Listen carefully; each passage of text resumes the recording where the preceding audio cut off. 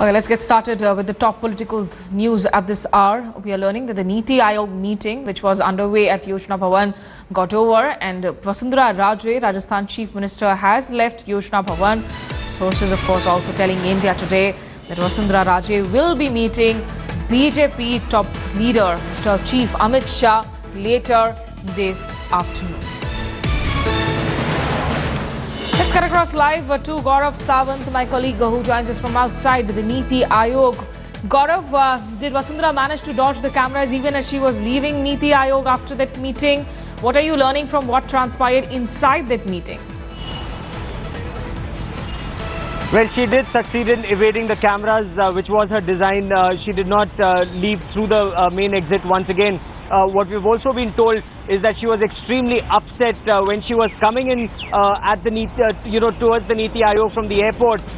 One of her escort cars, media cars that were chasing the escort car, there was a minor incident where the two fenders apparently bumped into each other, and she was extremely upset with that, saying, is this the way journalists behave in Delhi? And after that, she did not even leave in her own car. Her escort car and the cars left separately. She's left separately. Whether she's meeting Amit Shah right away, we still do not know what transpired inside. Well, this was the fourth meeting of the Chief Minister's subgroup on the core of core issues. And in this, the Chief Ministers, especially the non-NDA Chief Ministers, wanted more contribution of the centre in funds allocation, because they were saying that so far the new dispensation of 60-40 does not gel well. The states end up losing more money, and Akhilesh Yadav, the UP Chief Minister, was most vocal on this. As far as Vasundhara Raje is concerned, we still are waiting to hear from her team on what her next course of action will be. Right. You know, Sanket Upadhyay, senior news editor, has also been tracking the mood within, of course, the political parties in the state of Rajasthan. He joins us from outside Vasundhara Raje's residence in Jaipur. Sanket, you know, even as indications are clear that Vasundhara Raje will not be asked to go or step down at the moment, how is it playing out politically? Because a lot of her detractors were perhaps looking at this as a window of opportunity to, try and campaign against her. Well, there was a brief period when, Vasundhara Raje was on thin ice because she was not getting the clarity from the centre. She did not know what her political future is actually going to be. But while all this was happening, Vasundhara Raje was very clear about one point, that she will brazen it out along with her trusted lieutenants. Now that she has some clarity from the central leadership in a late night meeting that took place yesterday, that exercise of getting everyone on board, all those people who had perhaps started doubting the leadership here in the state of Vasundhara Raje, to get all of them on board and to reassert her clout over this Rajasthan unit, that exercise has clearly begun. So as far as those detractors are concerned, they'll have to try their luck perhaps at a later moment.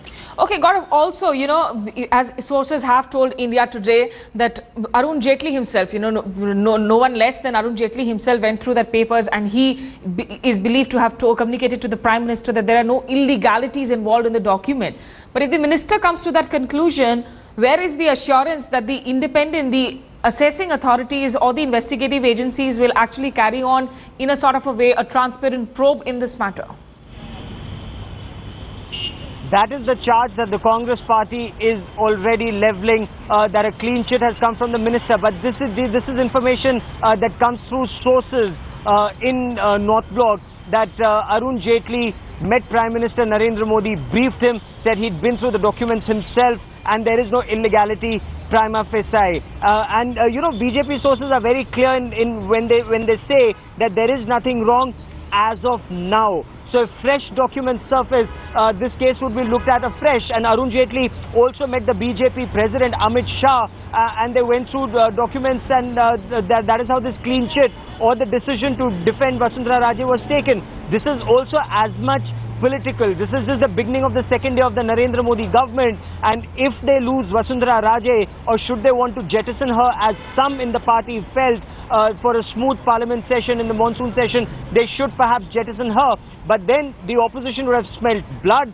After Vasundhara Raje, then it could have meant Sushma Swaraj, and that was a price too high to pay. And that is why the government is very clear they're jettisoning no one, but an inquiry is underway, and that is something that government sources are making it very clear that all efforts will be made to ensure Lalit Modi in England faces the legal music. So that is something that the government will try to expedite to deflect this blame that they're going soft on Lalit Modi. Yes, many thanks Gaurav Sawant and Sanket Upadhyay for getting us up to date with this developing story. We'll also have to, of course, keep a watch as to when is that meeting between Vasundhara Raje and Amit Shah. No meeting scheduled yet as far as with Narendra Modi is concerned. Remember that deafening silence of the Prime Minister through this entire controversy is something that the opposition has been questioning, and also mounting pressure on the BJP for Vasundhara Raje's resignation in connection with the revelations made by former IPL Commissioner Lalit Modi. Vasundhara Raje, who was of course alleged to have secretly endorsed his stay in the UK after his passport was revoked.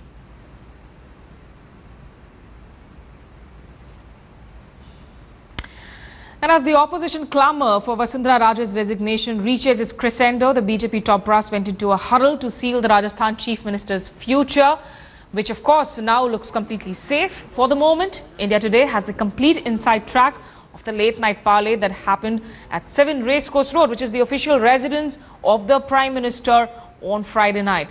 Now, in the 2-hour-long meeting between Narendra Modi and Amit Shah, it was decided that the party will back Vasundhara Raje and that there is no need for her to resign as of now. After much deliberation, the party has come to the conclusion that Vasundhara acted in her personal capacity and that she has not committed a legal offence. While party sources concede that helping an absconder is morally questionable, they feel that since she did not depose before a British judge physically, she cannot be faulted on legal grounds. The party leadership also feels that asking for Vasundhara's resignation would have strengthened the opposition ahead of the crucial monsoon session of Parliament, which gets underway in around 3 weeks from now.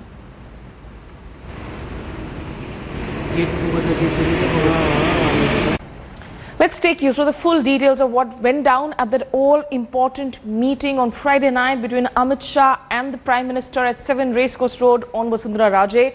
Here's the lowdown. Basically, the party has concluded that Raje cannot be faulted on legal grounds because she had acted in her personal capacity and that she has not committed a legal offence. Party sources also feel that since Vasundhara did not depose before a British judge, so she cannot be faulted on legal grounds. The party leadership meanwhile feels that asking for Vasundhara's resignation would strengthen the opposition ahead of the monsoon session of Parliament and lead to a clamour for more resignations, maybe making Sushma Swaraj's position also untenable. That is something the government wants to avoid. The party also looked closely at the political fallout of backing Vasundhara Raje. While it feels that it is indeed on a sticky wicket in TV studios, where it feels cornered, it is difficult for itself, of course, to answer those questions. But strategists are confident that this won't have an adverse impact on its chances in the Bihar Assembly polls, which is up later this year. Now, the instance of Veerbhadra Singh was cited. Remember, the Himachal Pradesh Chief Minister had a major corruption charge hurled at him ahead of the state polls, but this did not impact his position in the election and he comfortably led his party to power. So the party also looked at the damage done after the ouster of B.S. Yediyurappa, one of its own, of course, popular leaders in Karnataka. The former chief minister was ousted after a Lokayukt report had indicted him. Now, his exit hurt the party in the polls, with BSY's new party chipping away 10% of traditional BJP votes. So Vasundhara Raje, who has support of a substantial number of MLAs within the state, if she's shown the door, then it could very well lead to a split within the party in the state.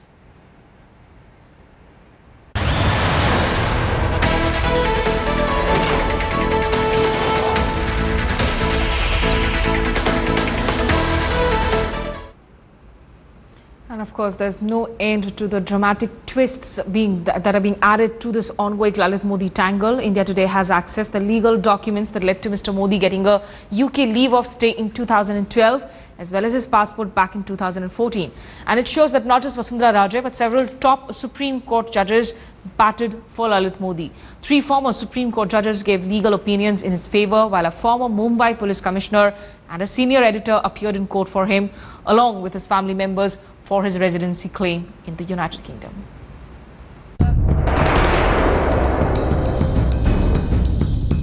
At the end, I have done nothing wrong. Everything done against me was politically motivated by the last government. Who is this private officer of the government of India? Who is it? I will tell you right now. It's Mr. P. Chidambaram. There is not a single show-cause notice against me. Lalit Modi's revelations to India today have blown the lid off and opened a Pandora's box of political controversies. But IPL controversies are not just confined to Lalit Modi and the political league. The malaise goes deeper and much beyond. IPL franchises and tournaments have been confronted with allegations of cheating, corruption, money laundering and betting. Agencies like ED, DRI, income tax and even local police have made up several cases on the basis of allegations and counter-allegations. ED issued 16 notices to Lalit Modi for foreign exchange violations. A complaint was filed in 2011 alleging that BCCI held the second season of IPL in South Africa, and this was done without the approval of RBI. A complaint was filed in 2012 alleging that BCCI gave guarantees to foreign players participating in IPL without permission of RBI. A complaint was filed in 2012 that BCCI, while awarding contracts to foreign bidders, accepted performance deposit money in foreign currency without seeking RBI approval. DRI issued notice to Lalit Modi for violation of duties for import of aircraft meant to be used for IPL tournament. UPA government promised probe into the hazy shareholding pattern and financial irregularities against KKR, Mumbai Indians, Kings 11 Punjab and Cochin Tuskers, but nothing came out of it. Status: investigations pending. Other than financial irregularities, several criminal cases including cricket betting were registered in relation to IPL tournaments. Delhi, Mumbai and Bangalore police made several arrests but were unable to get their hands on the kingpins.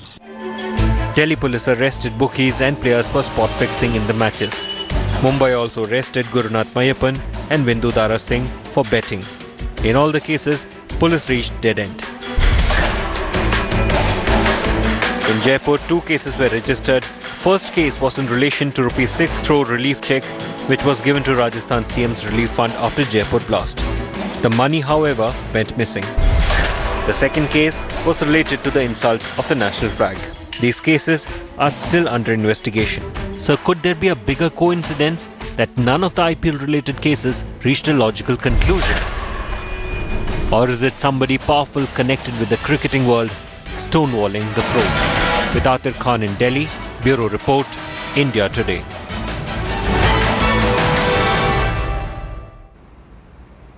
We will keep tracking, of course, that meeting between Vasundhara Raje and Amit Shah later this afternoon, and also tell you about how an Indian diplomat has landed himself in another controversy of external affairs. In fact, created much embarrassment for the MEA.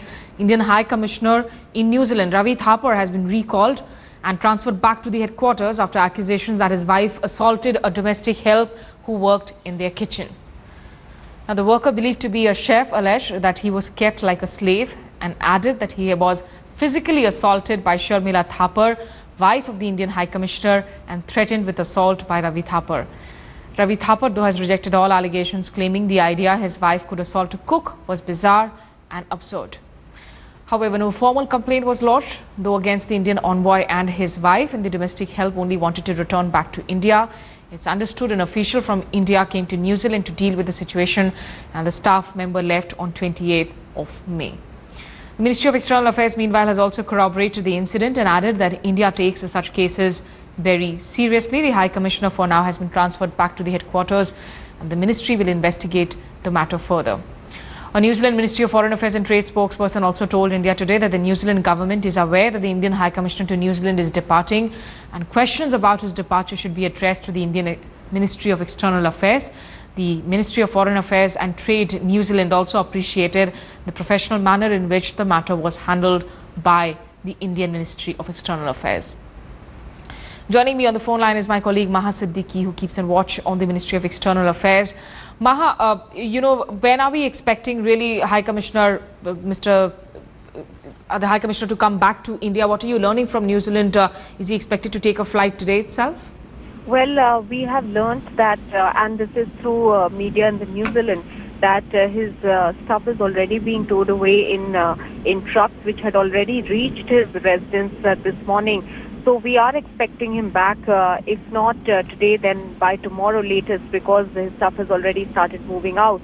Now, the latest that we are also hearing, Smita, is that the Indian Ministry of External Affairs is going to carry out an independent probe into this whole matter, because although no charges were pressed by the domestic help, as you pointed out rightly, however, he's made allegations which are quite serious in nature, and the Indian side wants to look at all those aspects, also considering that this was an Indian person who's made these allegations against the High Commissioner's wife.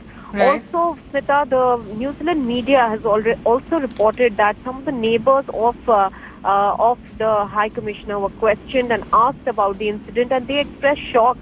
They said that his wife appeared to be a generous and a kind person. At least that's what the neighbors say, and they feel that these allegations perhaps could be blown out of proportion. But the very fact that India had sent an official to look into the matter and that the domestic help was brought back to India on the 28th of May does go to show that the matter appears to be serious. We will also have to, of course, wait and see as to what that probe really comes up with in terms of the results, because there will be that disciplinary committee and the establishment within the Ministry of External Affairs that will look into the merits of this case. Okay, now some news from the cricketing world. After much debate on ODI cricket turning to be a batsman game, the ICC has made crucial changes to the playing conditions in a bid to make the sport evenly balanced. The revised rules come into effect from the 5th of July.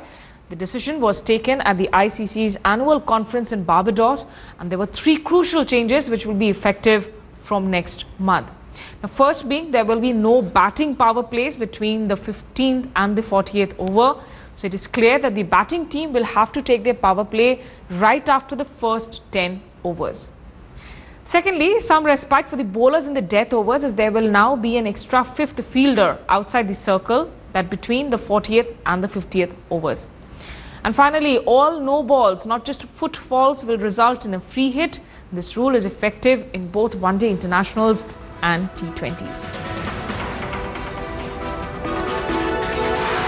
Now, speaking on the changes, ICC CEO David Richardson insisted changes were made to ensure remains attacking and thrilling at the same time that the game, of course, remains that way. He also felt the new rules will maintain a good balance between the bat and ball.